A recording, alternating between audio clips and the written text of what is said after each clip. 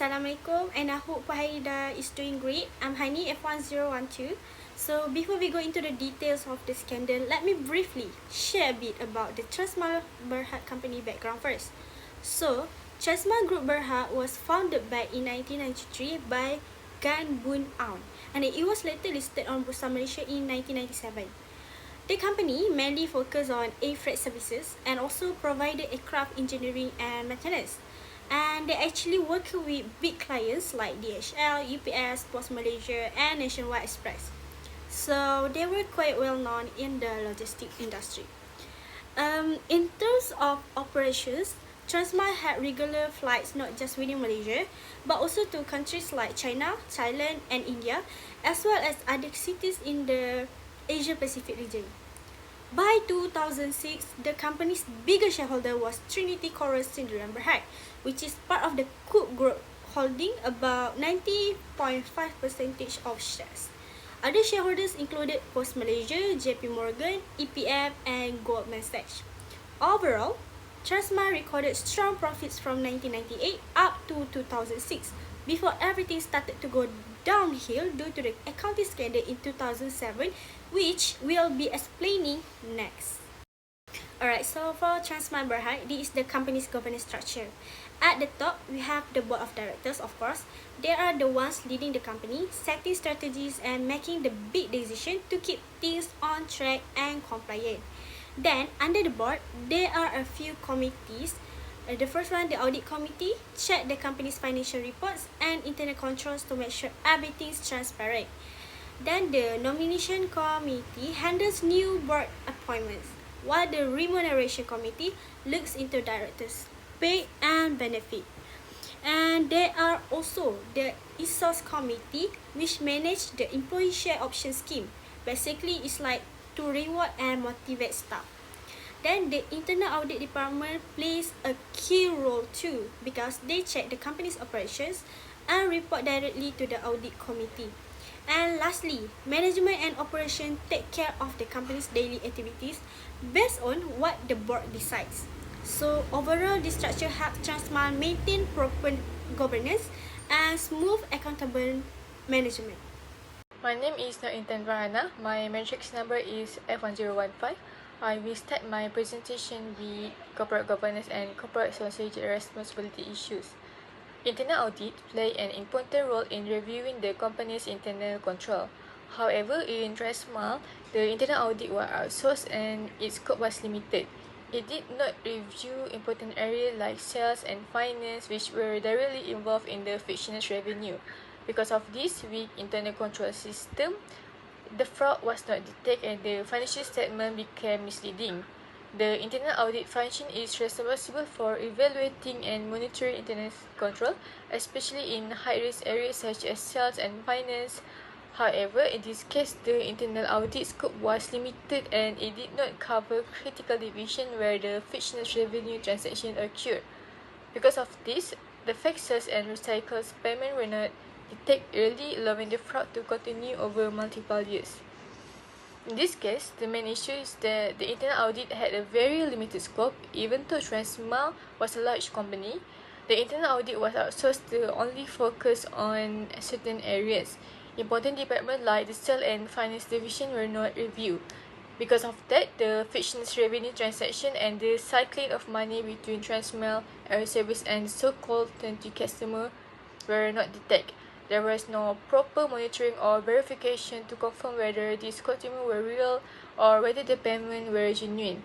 This weak internal control environment allowed management to manipulate the financial statement for years without being caught. As a result, the financial statement present the investor and stakeholder were misleading and the company appeared to doing better than it actually was. Assalamualaikum warahmatullahi wabarakatuh. My name is Nurhidayah binti Azhari. My matric number is F1021. Today I will be presenting about the Transmile Group Bhd case. In this case, the management of Transmile was responsible for managing risk and ensuring that a proper internal control was in place.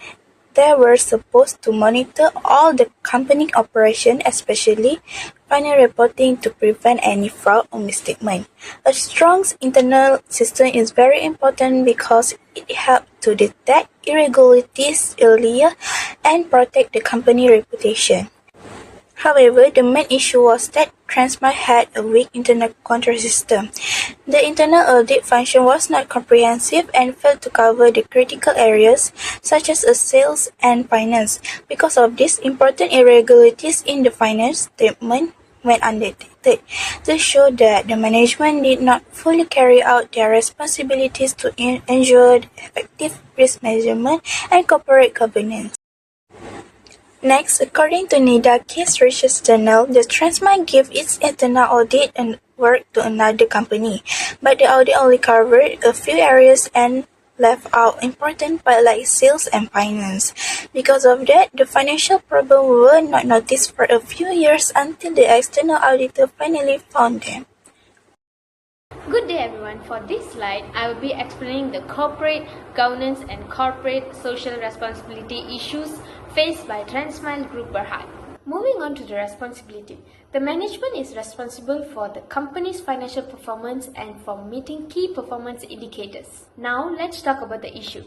Transmile Group Bhd was found to have misstated its financial records and faked its financial performance.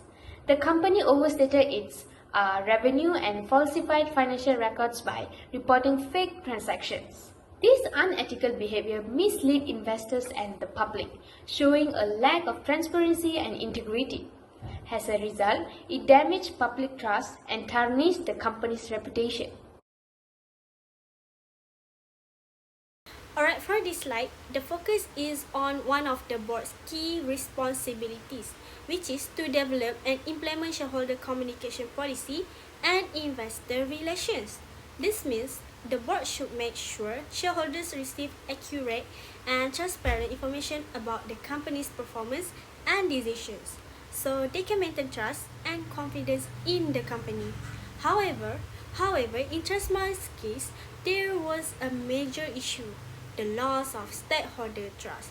This happened because the company failed to provide accurate and transparent financial information. There were even signs of financial manipulation, which is damaged its reputation and investor confidence. So overall, this shows how important it is for the board to communicate honestly with shareholders, because once trust is lost, it's very hard to rebuild. So, as we can see from this article by Nikkei Reporters, the first signs of trouble at Transmile began when the company failed to submit its audited financial statements on time. As a result, this immediately raised red flags among regulators and investors, who started questioning the company's financial transparency and reliability. In addition, Deloitte, the external auditor, even refused to approve Transmile's 2006 financial accounts because there were not enough supporting documents. This situation clearly shows that there were serious weaknesses in the company's internal control and record-keeping systems. Therefore, the evidence strongly supports the idea that Transmile had poor corporate governance practices, especially in terms of transparency, accountability, and communication with its stakeholders. For the last issue, it focuses on the negative impact on market reputation.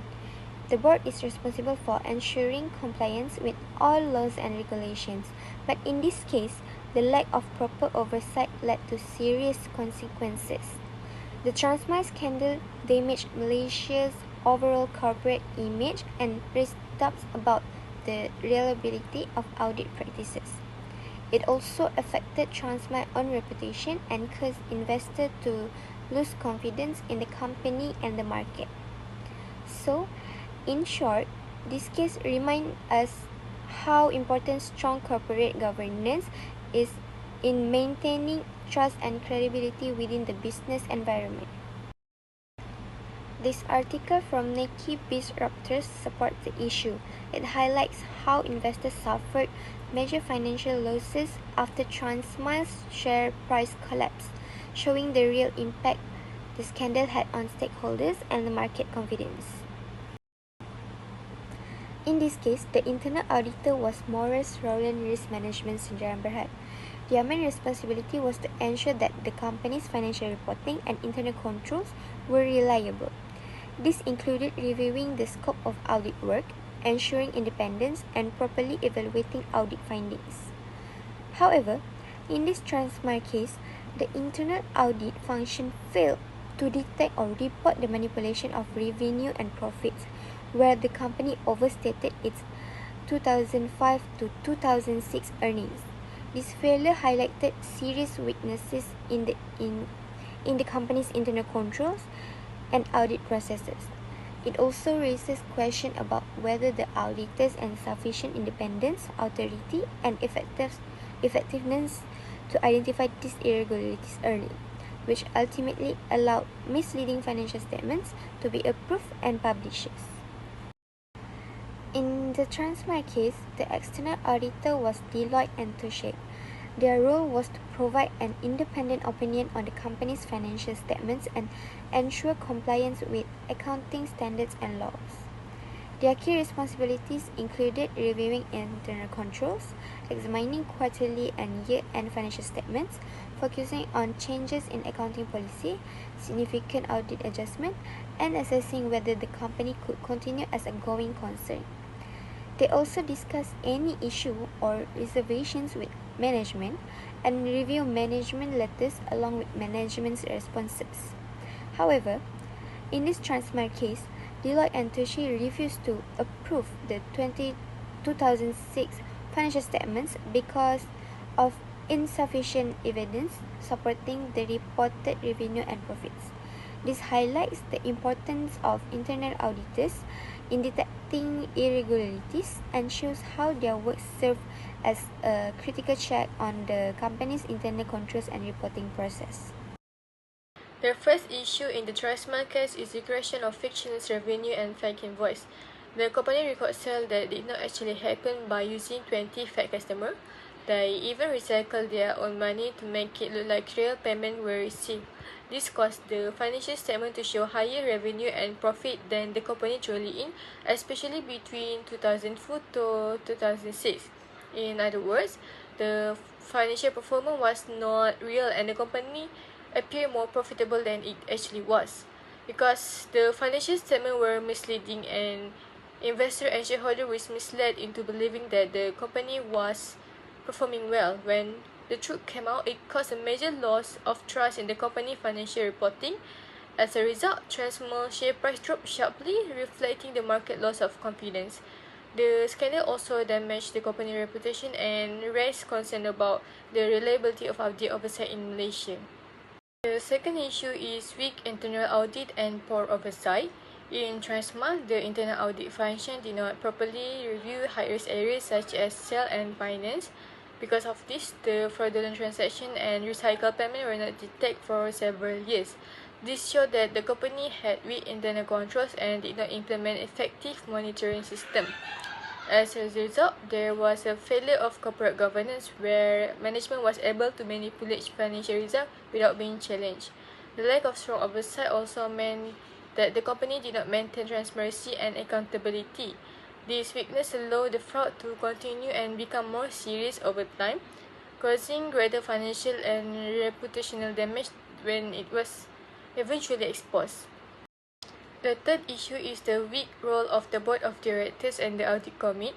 In this case, the board did not carry out its responsibility to properly monitor and question management decisions. There was a lack of independence and accountability which allowed the CEO and top management to manipulate the financial statement without strong oversight. This showed that the board and audit committee were not effective in safeguarding the company's integrity and they failed to ensure that the company reporting was accurate and honest. As a result, the weak oversight led to management misconduct and ethical failure. The principle of corporate governance, especially responsibility, integrity, and transparency, were not followed. When board members do not act independently or fail to question questionable financial performance, it increased the risk of fraud and damaged the company's reputation. The fourth issue is the lack of whistleblowing and weak ethical culture within the company. Employees who may have noticed suspicious activity choose not to speak up because they were afraid of retaliation or losing their jobs. This means that there were no safe channel or support system for employees to report wrongdoing. As a result, the fraud continued unchecked for a long period since no one stepped forward to challenge or question the false transaction. This situation clearly showed that the company did not promote ethical behavior or open communication among workers. Without a proper whistleblowing mechanism, the company failed to detect the misconduct at an early stage, which could have reduced the damage. This reflects a weak ethical culture and a failure to protect the public interest. When employees do not feel safe to report issues, it becomes easier for fraud and wrongdoing to grow and remain hidden. The fifth issue is poor corporate governance and conflict of interest, also known as the agency problem. In this case, management act based on their own personal benefits instead of protecting the interests of shareholders and stakeholders. This creates a serious conflict of interest where the decision maker were not acting ethically and responsibly. Their actions violate corporate governance standards, and it showed that the system is placed to monitor management decision was not strong enough. Because of this failure, shareholders experienced financial losses and the company's reputation was heavily damaged. The scandal also attracted attention from the Securities Commission, leading to further investigation into Transmile misconducts. This case contributed to strengthening the Malaysian Code of Corporate Governance so that stricter rules and monitoring can help prevent similar accidents in the future. Next recommendation. Firstly, Transmile should strengthen its financial reporting procedure by applying strict checks to ensure all the revenue is supported by valid documents. Secondly, improve audit quality by performing deeper reviews and questioning unusual revenue patterns. Thirdly, enhance corporate governance where the audit committee actively monitors financial results and seek the major explanation for major change. Next, introduce a whistleblowing system so employee can report unethical practice safely. And lastly, promote an ethical culture through regular ethics and compliance training to encourage honesty and accountability. Moving on to the reflection and conclusion. From our overall analysis, we can see that a lack of integrity and weak corporate governance often lead to the downfall of companies. Even when the management and audit committees fail to uphold their fiduciary duties or ignore auditors, warnings, serious ethical and financial problems can occur. We also learned that ethical values must be very genuinely practiced, not just written in companies' policies. As accountants and future professionals, it's important for us to uphold honesty, professional ethics, and the courage to speak the truth even in difficult situations. Last but not least, we conclude that integrity, transparency, and independent judgment form the foundation of good corporate governance. Practicing these principles actually helps us to build public trust, supports long-term sustainability, and ensure accountability in every organization.